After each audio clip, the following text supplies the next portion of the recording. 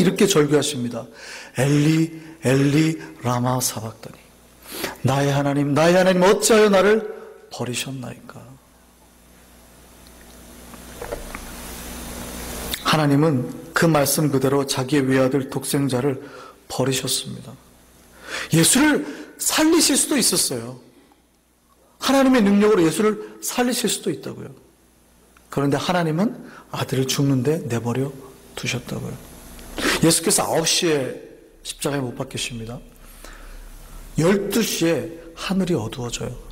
그날 하나님이 예수께서 절망 속에 고통 중에 있는 걸 바라보지 못하시고 하늘이 깜깜해집니다. 그리고 3시간이 더 지나서 오후 3시에 비로소 죽으십니다. 예수님은 하나님 아버지 앞에 이 말을 하고 갔습니다. 하나님이 나를 버리셨다. 근데 그 말은 정답입니다. 아버지께서 그의 아들을 버리셨어요.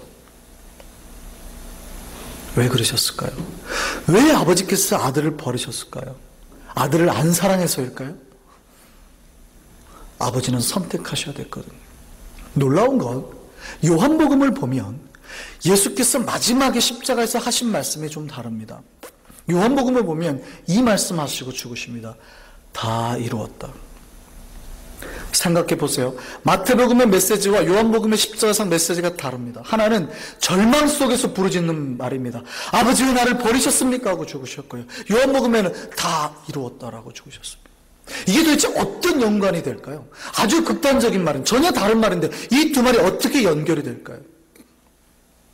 아버지께서 자기를 버리시는 게, 이게 지금 고통스러운 자리입니다. 예수는 그가 스스로 죽어야 되니까. 그러나 아버지께서 나를 죽이셔서 저들을 살리려는 아버지의 뜻이 자기 안에서 다 이루어졌다고 고백하시는 겁니다. 나를 가르셨어. 나를 십자가에서 찢으셨어. 전 인류를, 모든 사람을 살리려 하는 아버지의 계획이 다 이루어졌다라는 겁니다. 비록 예수님은 가슴 아프고 고통스럽지만 절대 순종으로 이뤄내셨다라는 겁니다. 예수님은 아버지의 마음을 너무 잘 알고 계셨습니다. 아까 기차 안에는 수많은 사람들이 있었죠. 마치 이 기차는 앞만 보고 달려가는 우리 인간의 인생을 너무나 잘 대변해주고 있는 것 같습니다. 그 안에는 수많은 사람이 있습니다. 연인이 있었고요, 가족이 있었고요, 여행 가는 사람, 또 외로운 사람, 낙심한 사람, 즐겁게 노는 사람, 수다 떠는 사람, 심지어는 마약에 찌든 사람도 있었어요. 인간의 갖은 군상이 다 있어요. 분노한 사람. 마치 우리 인간의 모습을 다 대변해주고 있는 것 같습니다. 기차가. 그리고 기차가 어떻게 해요? 앞만 보고 끊임없이 달려가고 있어요.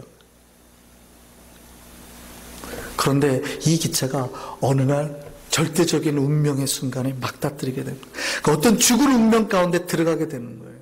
모두 다 죽을 수밖에 없는 운명으로 달려가고 있는 겁니다. 이제 저기가 죽어요. 이제 저기 가면 다 죽어요. 그런데 사람들은 압니까 모릅니까? 몰라요. 자기들 앞에 어떤 인생이 닥쳐올지, 어떤 죽음이 닥쳐올지 모르고 그냥 앞만 보고 그렇게 여전히 수다스럽게 행복한 것처럼 간다고요. 그런데 기억하시기 바랍니다. 결국에는 모두가 함께 죽을 언젠가 날이 와요. 이 영화는 그걸 말해주고 있습니다. 그 죽음의 운명이 우리에게 다가올 때가 있다라는 겁니다. 그런데 이때 누군가가 나타납니다.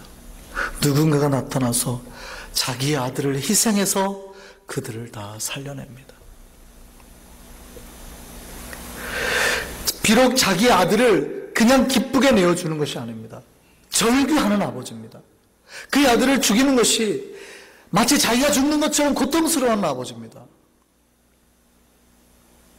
그러나 그 아버지는요, 그 기차 안에 있는 사람들도 사랑했습니다. 그들을 차마 죽일 수가 없었기 때문입니다.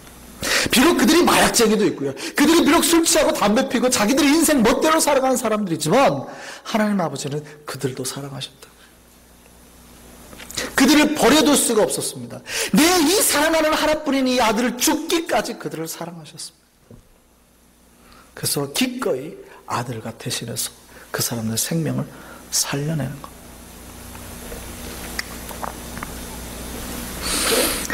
기차에 탄 사람들이 몇몇이 아버지를 보죠. 지나갑니다. 인간들은 그렇습니다. 그 아버지가 절규하는 모습을 보고 도대체 왜 저 사람이 절규하는지 모르고 가요. 그러니까 내가 누군가로부터의 희생으로 살아났는데 그걸 전혀 모르고 가는 거예요. 여러분이 누군가의 은혜로 말미암아서 생명이 살아났는데 우리는 여전히 모르고 그냥 갑니다. 기차는 지나가니까. 누군가가 십자가 위에서 여러분을 위해서 죽으셨는데 우리는 알지 못하고 깨닫지 못하고 그냥 가요. 별 다를 바 없거든요. 그냥 나의 인생은 똑같거든요.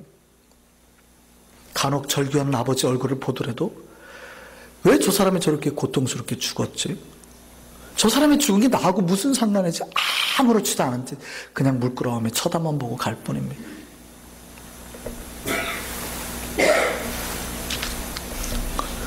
이건 마치 우리의 인생과 같습니다. 우리를 위해서 죽으신 그분은 우리를 위해서 누군가가 죽으셨어요. 그런데 우리는 어떻습니까? 어쩌면 여전히 알지 못하고 깨닫지 못하고 살아가고 있지는 않습니까?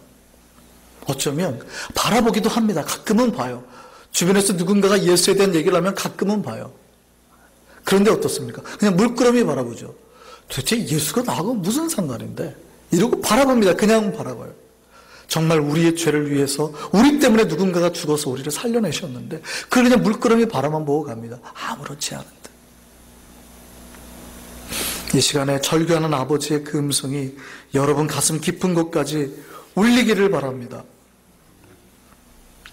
우리는 하나님 아버지를 바라보고도 그렇습니다. 우리 고통 가운데 십자가에 죽으시고 차마 바라보지 못했던 그 아버지의 얼굴을 우리는 바라보면서도 그냥 이상한 사람 취급합니다. 저분이 도대체 왜 그러실까? 우리를 향한 아버지의 사랑이 깨달아지지 못하기 때문입니다. 그런데 만약 여러분이 이 시간 여러분을 향한 아버지의 사랑, 그 십자가 은혜가 깨달아진다면 이제는 조용히 아버지 앞에 감사합니다라는 고백을 드렸으면 좋겠습니다. 우리를 향한 그 아버지의 사랑은요, 어떤 거 하고 바꿀 수가 없습니다. 만약에 여러분이 그 사랑을 깨닫게만 된다면 여러분 절로 고개를 숙이게 될 겁니다. 우리 하나님 아버지의 사랑이 그렇습니다. 예전에 우리가 알지 못하고 그냥 지나쳤지만 우리가 여러분이 그 사랑을 알게만 된다면, 깨닫게 된다면, 여러분이 그로 말미암아 살아났다는 걸 믿기만 한다면 여러분의 인생은 변해서 전혀 새로운 인생으로 살게 될 줄 믿습니다. 아버지의 사랑이 여러분 마음 깊은 곳까지 전해지기를 간절히 바랍니다. 예수께서 십자가에 못 박혀 죽으실 때요, 예수님이 십자가를 지고 올라가신 그 언덕의 이름이 골고다입니다. 골고다 언덕 위에 십자가가 이렇게 새겨진 거예요. 박힌 거죠. 그 언덕 위에 땅을 파고 십자가에 박은 거예요. 그리고 그 위에 매달려가지고 피를 흘려서 죽으신 거죠. 그러나 한번 이제부터 상상을 해보십시오. 이렇게 언덕 위에 십자가가 있습니다.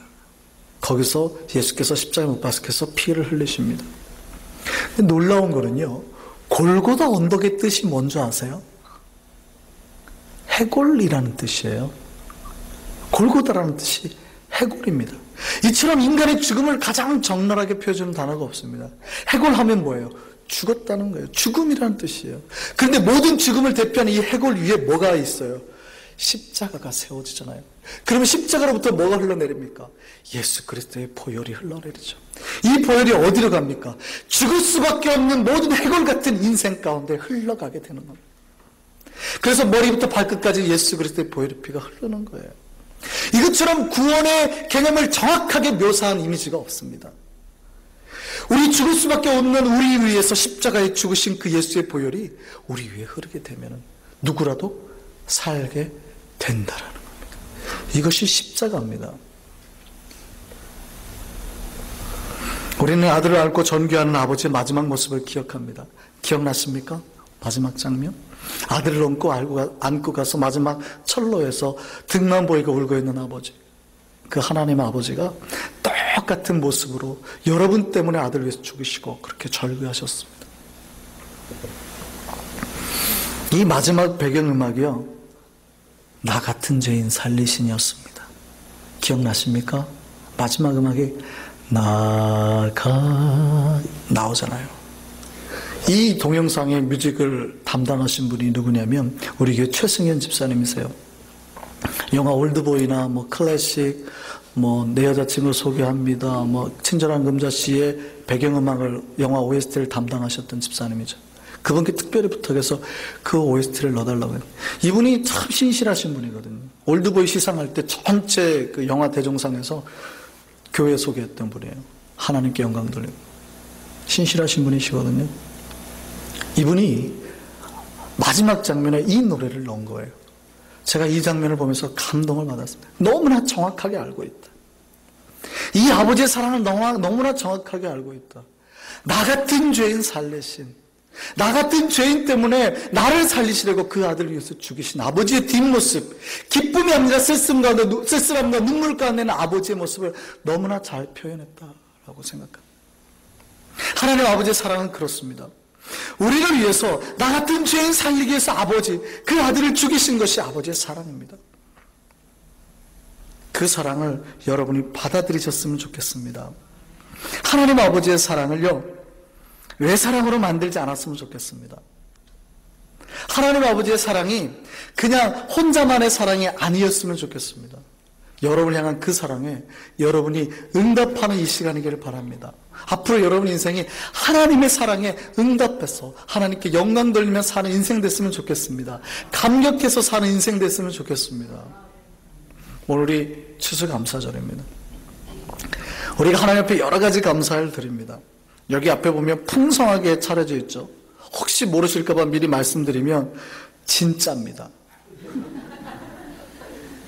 탁 깨무는 순간 단맛이 나는 진짜예요. 우리가 여러 가지 것으로 드릴 수 있습니다. 오늘 제가 말씀드렸죠. 우리가 찬양도 최고의 것으로 드리려고 저희가 다 작곡하고 작사해서 드렸어요. 여러분이 하나님께 감사드리려 무엇을 드릴 수 있겠습니까? 예물이요? 그것도 괜찮습니다. 여러분 뭘 드리겠습니까? 전도해가지고 전도하신 분으로요? 그것도 괜찮습니다. 그러나 가장 중요한 거는요, 여러분이 하나님께서 여러분을 사랑하시는 그 사랑에 응답하는 사랑의 고백으로 드렸으면 정말 좋겠습니다. 여러분이 하나님께서 여러분을 사랑한다는 그 사랑에 하나님 저도 사랑합니다. 몰랐는데 하나님 저도 사랑합니다. 그 고백과 감사로 주님께 드릴 때 하나님께서 가장 기뻐하셔서 우리의 예배와 우리의 모든 그 헌신과 다 예물을 다 받아줄 줄 믿습니다. 하나님의 사랑에 온전히 응답하고 그 사랑을 품고 살아갈 수 있는 저와 여러분 되기를 바랍니다. 우리를 구원하신 하나님께 감사의 인생으로 살 수 있는 우리가 되기를 바랍니다. 기도하겠습니다.